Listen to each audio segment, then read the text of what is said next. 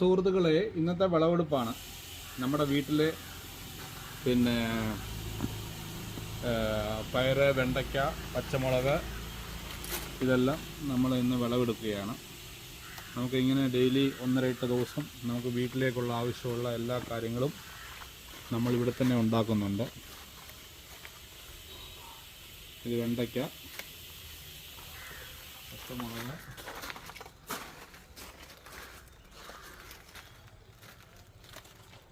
മനസ്സിലായോ? ഒരു 1.5 കിലോ പയർ കിട്ടിയിട്ടുണ്ട് ഇന്ന് രാവിലെ. പച്ചമുളക് ശകലേ ഉള്ളൂ. കാന്താരി, വെണ്ടയ്ക്ക,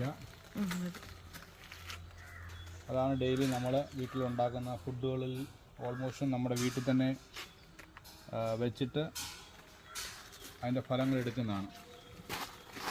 കഴിവതും നമ്മൾ മാർക്കറ്റിൽ നിന്ന് വാങ്ങിക്കാതെ തന്നെ വീട്ടിലെ ഐറ്റങ്ങൾ തന്നെ ഉപയോഗിക്കുകയാണ്. Okay, thank you.